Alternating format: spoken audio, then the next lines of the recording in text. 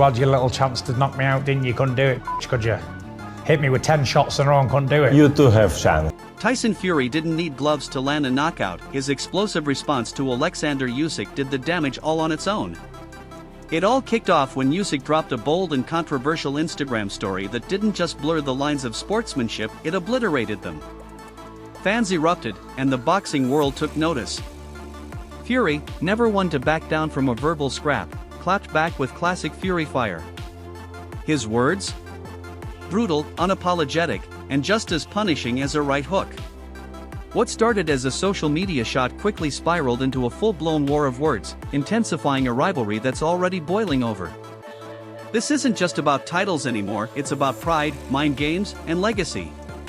And while fans wait for the moment these two titans finally collide in the ring, Fury's verbal haymaker has already raised the stakes for what's shaping up to be one of the most explosive heavyweight showdowns in modern boxing.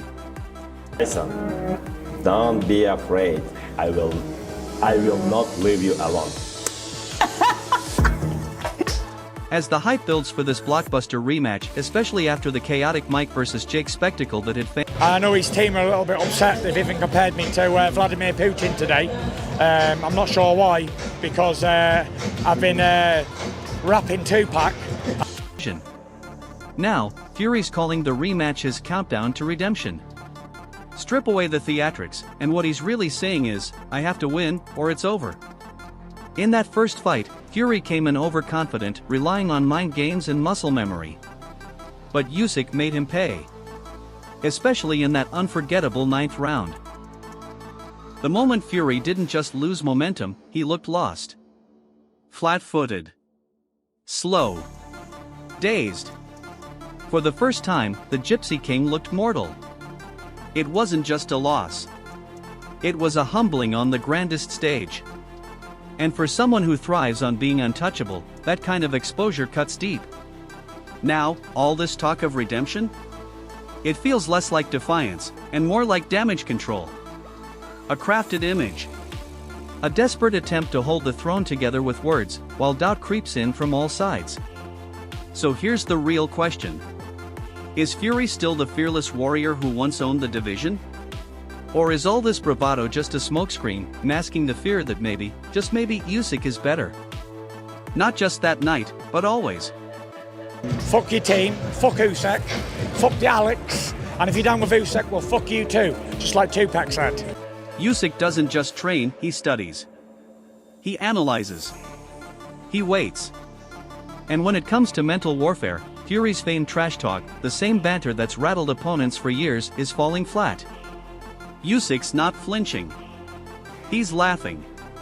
He's flipping Fury's words into punchlines, his jabs into memes. That now iconic nickname, Greedy Belly, isn't just a dig at Fury's size. Complete mess. Picture it, Tyson Fury, one of the sport's elite heavyweights, trying to stay locked in against a cerebral assassin like Usyk, all while his corner sounded like a chaotic pub argument. The distraction wasn't just annoying, it was damaging. Fury wasn't just fighting Usyk. He was battling dysfunction from within. If he wants redemption, that can't happen again. Replacing the noise with focus, and ego with unity, is non-negotiable. Because when you're fighting for legacy, the headline should be about the man in the ring, not the drama outside of it. Hey, my friend Greedy Belly, continue training. I'm Rez, brother. I know. You hard work. It's good.